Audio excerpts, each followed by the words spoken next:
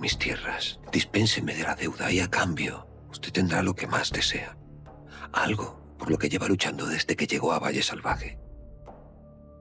Poder vivir libremente su amor con Rafael. El capítulo 249 de Valle Salvaje mostró la red más intrincada de intrigas hasta ahora. Ana, presionada por Isabel, negó haber servido la merienda, mientras Rafael reafirmaba su convicción de que Úrsula fue quien envenenó a Julio.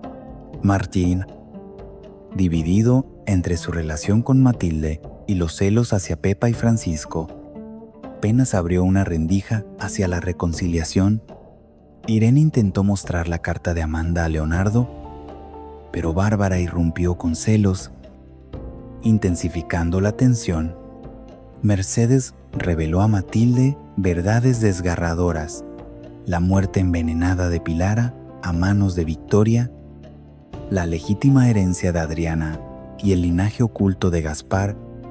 Rafael, por su parte, emboscó a Úrsula, acusándola directamente de haber matado a su hermano.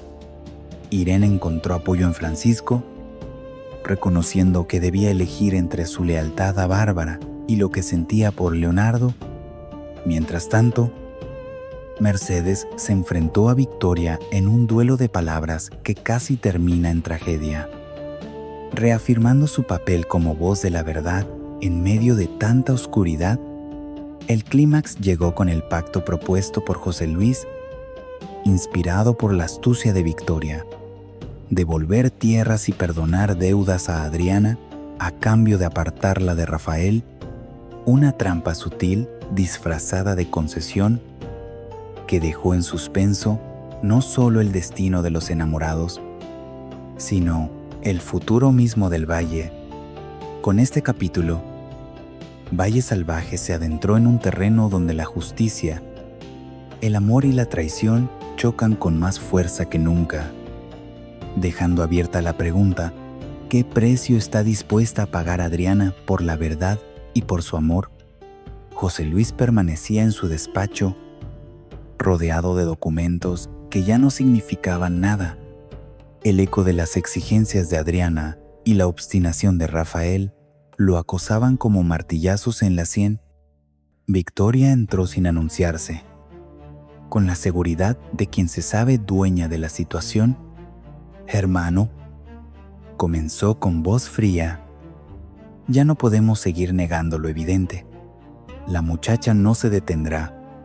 Si quieres conservar el poco poder que nos queda, hay que actuar con astucia». José Luis la miró con cansancio. «¿Qué propones? ¿Entregarle las tierras así como así? ¿Rendirme ante ella?» Victoria sonrió con malicia. «No hablo de rendición, hablo de estrategia.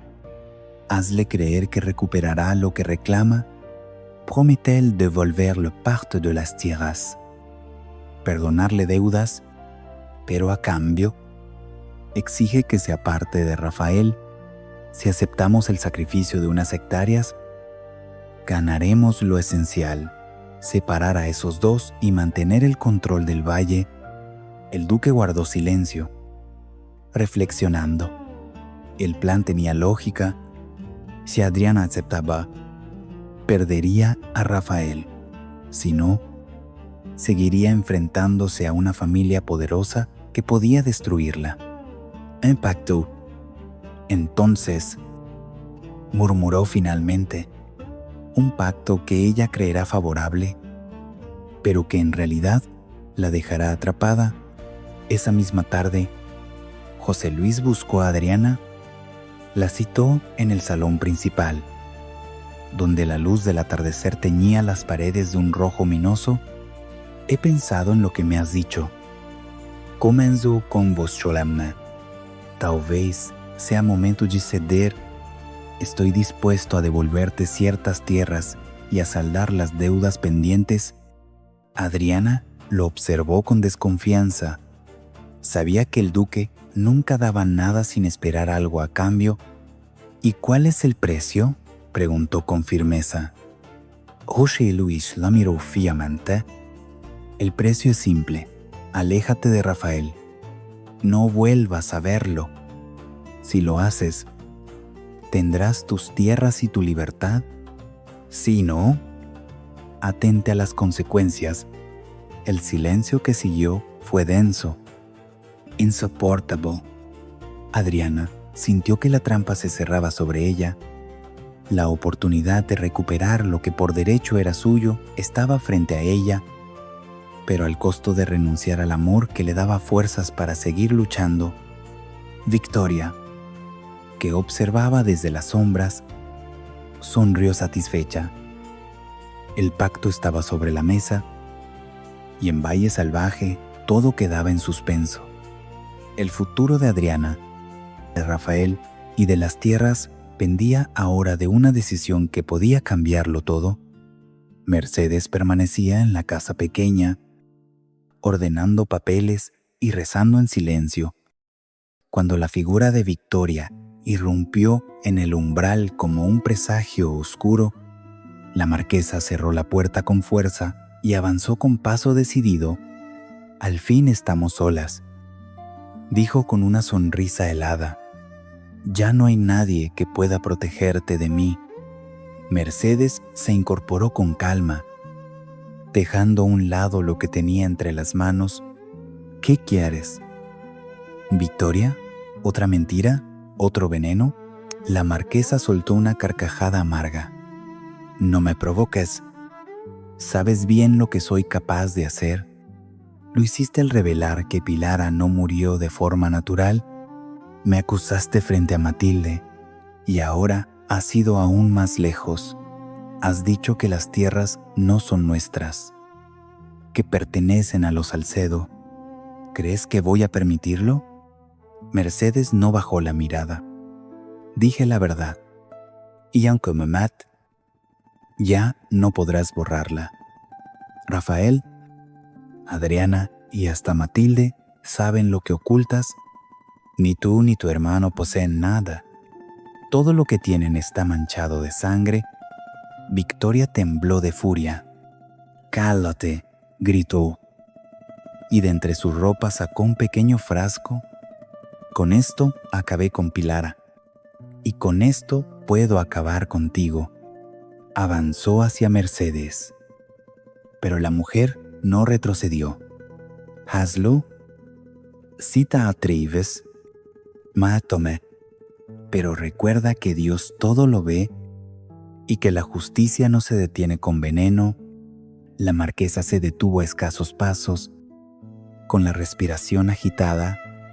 La tentación de acabar con Mercedes allí mismo era enorme, pero algo en la firmeza de su rival la hizo vacilar. El silencio se volvió insoportable hasta que Victoria susurró con odio: «No te confíes. Puede que no sea hoy ni mañana, pero tu final está cerca». Mercedes sostuvo su mirada sin parpadear. «Mi final lo decidirá Dios, no tú. Y mientras viva, seguiré recordándote tus crímenes». El enfrentamiento terminó con Victoria saliendo de la casa como una fiera contenida, dejando tras de sí un aire enrarecido. Mercedes, aunque temblaba por dentro, se arrodilló frente al altar y rezó con lágrimas en los ojos. Sabía que había sobrevivido a una batalla, pero la guerra contra Victoria apenas comenzaba. Irene caminaba por los senderos del valle con la carta de Amanda apretada contra su pecho. Era como si aquellas palabras la quemaran desde dentro, recordándole a cada instante que debía tomar una decisión. No podía seguir manteniendo el equilibrio entre Bárbara y Leonardo, fingiendo que nada ocurría. El peso de la verdad la obligaba a elegir. Francisco la encontró junto al arroyo, con la mirada perdida. «Irene, ¿qué te pasa? Desde que Amanda se marchó, pareces otra». Ella suspiró y, por primera vez, se atrevió a confiarle su secreto. me dejó esta carta. En ella me pide que me aleje de Bárbara. Dice que hay cosas que no entiendo, cosas que me harán daño si sigo a su lado. Francisco arqueó las cejas, sorprendido. ¿Y Leonardo sabe de esa carta? Irene negó con la cabeza. Intenté mostrársela, pero Bárbara apareció. Sus celos lo arruinan todo. Ella cree que estoy enamorada de él, cuando lo único que busco es entender lo que Amanda quiso advertirme. Francisco se sentó a su lado con gesto serio. Irene, tarde o temprano tendrás que decidir. No puedes mantener a Leonardo y a Bárbara en el mismo lugar. Si lo que Amanda escribió es tan grave, debes elegir a quién darle tu confianza. Las lágrimas asomaron en los ojos de Irene. Eso es lo que me atormenta. Si elijo a Leonardo, traicionaré a Bárbara.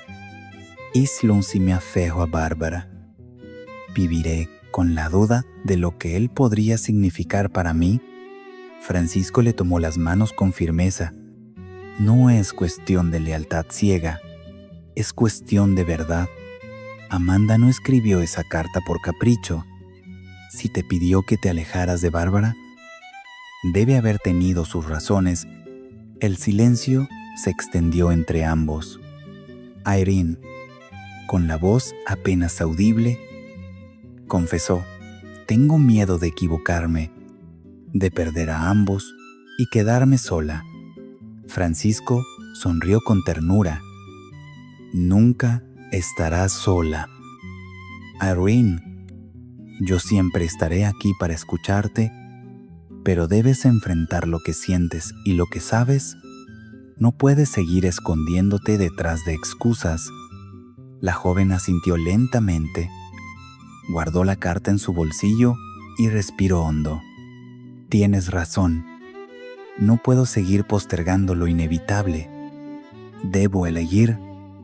En su mirada brillaba la determinación de alguien que, aunque temía el futuro, sabía que no podía escapar de él. El aire estaba cargado de tensión cuando Rafael decidió enfrentar a Úrsula de manera directa. Había pasado demasiados días observando sus gestos, escuchando sus palabras ambiguas y recordando cada detalle de la tarde en que Julio murió. Ya no podía más con las dudas. Necesitaba verla temblar bajo el peso de la verdad. La encontró en el camino que bordeaba los jardines, cargando una canasta de hierbas. Se interpuso en su paso con una determinación que la obligó a detenerse. «Úrsula», dijo con voz grave, «tenemos que hablar, y esta vez no me vas a mentir». Ella lo miró con sorpresa fingida. «¿De qué hablas?» «Rafael, siempre he estado a tu lado. No entiendo esa hostilidad».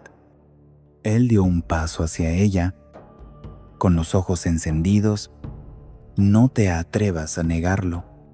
Tú sabías que Julio nos apoyaba. Sabías que planeaba ayudarnos a escapar, y justo después de decírnoslo, murió. Fue envenenado. ¿Y fuiste tú quien lo hizo?» Úrsula palideció por un instante, pero enseguida se recompuso, forzando una sonrisa. «¿Yo envenenar a Julio? No digas disparates. Yo lo quería. Lo respetaba. Era mi amigo». Rafael apretó los puños, conteniendo la rabia. «Basta de mentiras. ¿Eres la única que estuvo tan cerca de él ese día? Te vi sirviéndole. Te vi rondando con esa mirada tuya que escondía algo. Desde entonces no he tenido paz». El silencio se volvió espeso. Úrsula intentó mantener la compostura, pero su respiración se agitaba. «No tienes pruebas», murmuró con frialdad. «Sin pruebas. Tus palabras no valen nada». Rafael se inclinó hacia ella. dejando apenas un espacio entre ambos. No necesito pruebas para saberlo aquí, dijo, golpeándose el pecho. Lo sé porque lo siento, porque todo encaja, y juro que las pruebas las voy a encontrar. Cuando lo haga, no habrá rincón del valle donde puedas esconderte.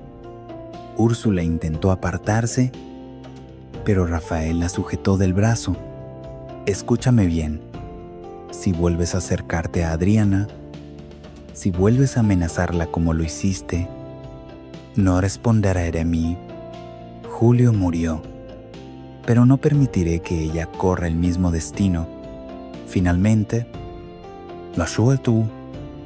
Y Úrsula retrocedió con el rostro desencajado. La máscara de inocencia se le había resquebrajado durante un instante. En sus ojos brilló algo que confirmaba las sospechas de Rafael. Miedo. Él la observó alejarse, sabiendo que la batalla apenas comenzaba. Úrsula aún tenía poder, aún podía manipular y amenazar, pero ahora estaba bajo la mira de alguien decidido a exponerla. La muerte de Julio ya no era un misterio oculto, era una herida que clamaba justicia, y Rafael estaba dispuesto a abrirla hasta que sangrara la verdad. Mercedes se encontraba en la casa pequeña, remendando unas telas. Cuando Matilde llegó con el rostro desencajado, había estado escuchando rumores y necesitaba respuestas. Cerró la puerta tras de sí y se acercó con urgencia. Mercedes, dime la verdad.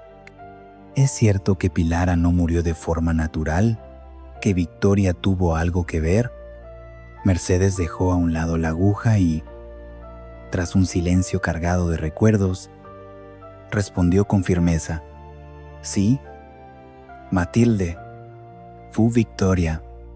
Pilara no resistió las humillaciones ni las traiciones, y cuando quiso enfrentarse, la marquesa la silenció con veneno. Así acabó su vida. Matilde se llevó una mano al pecho, horrorizada. Dios mío, siempre sospeché, pero escucharlo de ti lo confirma todo. ¿Cómo pudo ocultarlo durante tanto tiempo? Mercedes la miró con serenidad amarga. El miedo y las mentiras sostienen a esta casa. Todos saben algo, pero pocos se atreven a hablar. Pilara fue solo la primera víctima de esa crueldad. La conversación derivó hacia otro secreto, aún más doloroso. Las tierras de Valle Salvaje, continuó Mercedes, nunca fueron de José Luis ni de Victoria. Pertenecen a Adriana porque son herencia legítima de los Salcedo de la Cruz y Millar. Los duques lo saben, pero han preferido encubrirlo para no perder poder. Matilde abrió los ojos con asombro. Entonces Adriana tiene razón, no son reclamos vacíos. Es la verdad. Mercedes asintió, confirmando cada palabra, pero aún había algo más. Con voz baja, Mercedes confesó: Gaspar, tu esposo, no era solo hijo de Victoria, también era hijo del duque.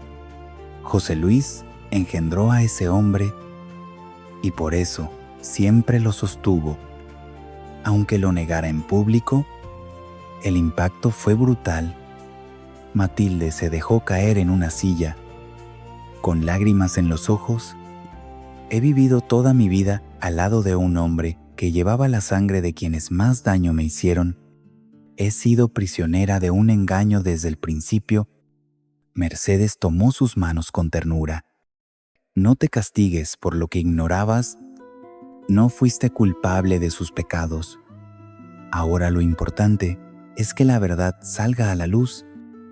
Aunque duela, en ese instante, Matilde comprendió que las revelaciones de Mercedes eran una carga y una liberación al mismo tiempo.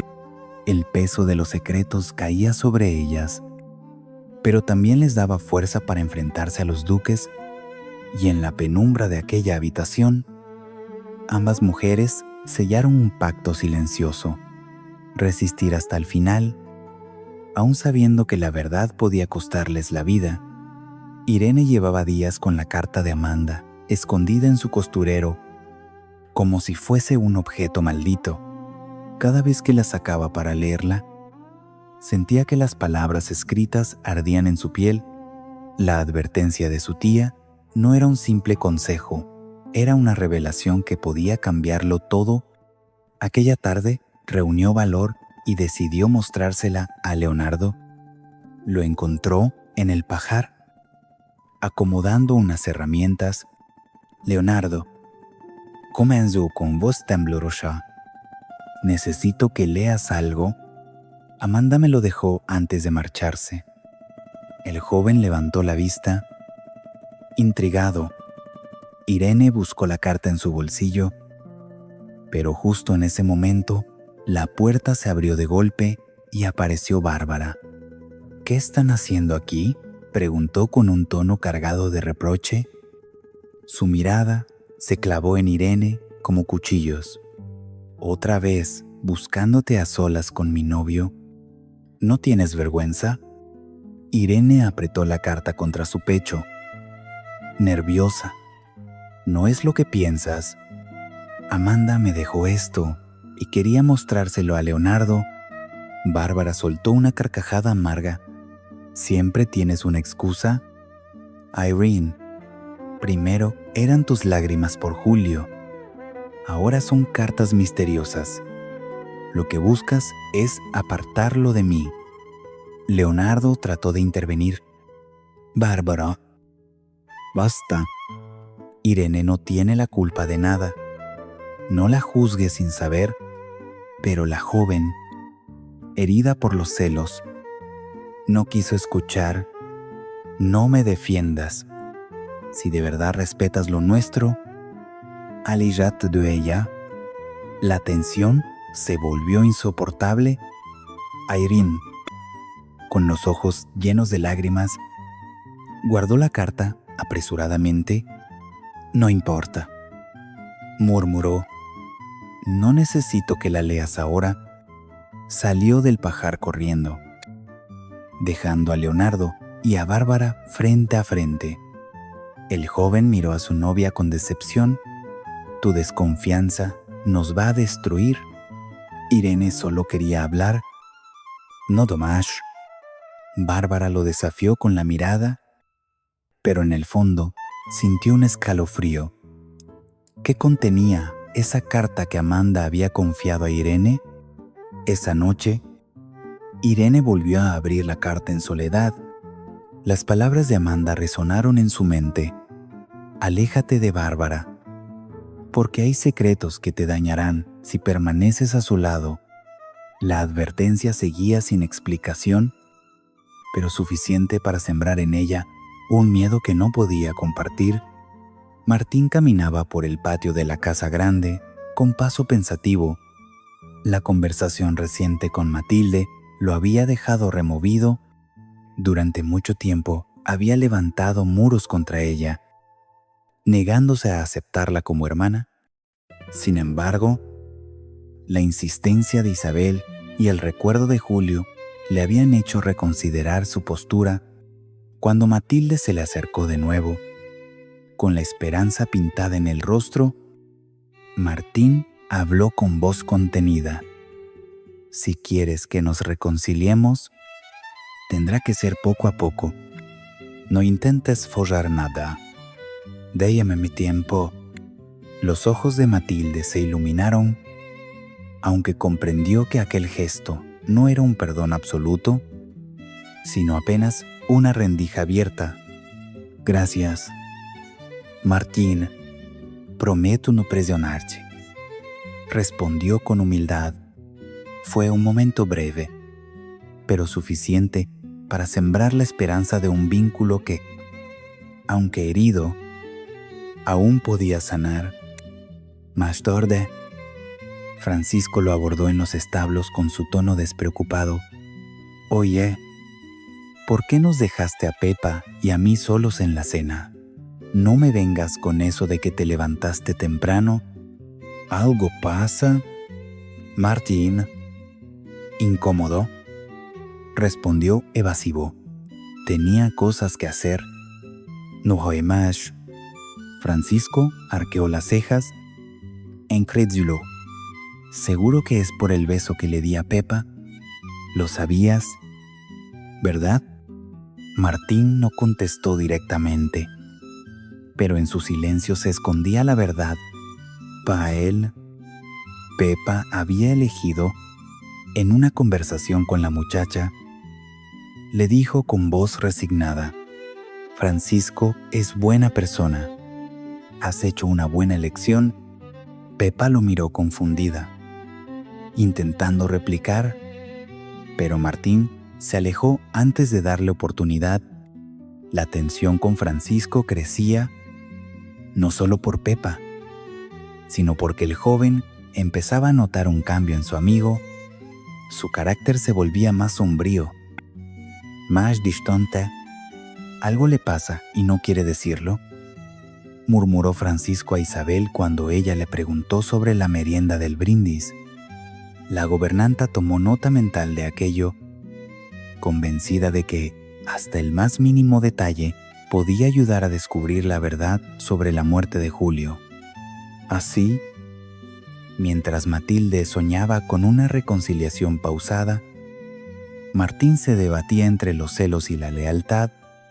El beso de Francisco y Pepa lo había marcado más de lo que admitía, y aunque no lo decía en voz alta, sentía que la amistad de siempre comenzaba a resquebrajarse. La tensión en la casa grande seguía creciendo tras la muerte de Julio. Isabel, encargada de mantener el orden en el servicio, había citado a Ana para que aclarara de una vez por todas lo ocurrido el día del brindis. La doncella se presentó nerviosa, con las manos entrelazadas y el rostro pálido. Isabel la interrogó con voz severa: Ana, dime la verdad. ¿Fuiste tú quien preparó la merienda aquel día? ¿Serviste las copas? Ana tragó saliva y negó con la cabeza. No, señora, no fui yo. No recuerdo quién la sirvió, pero no fui yo.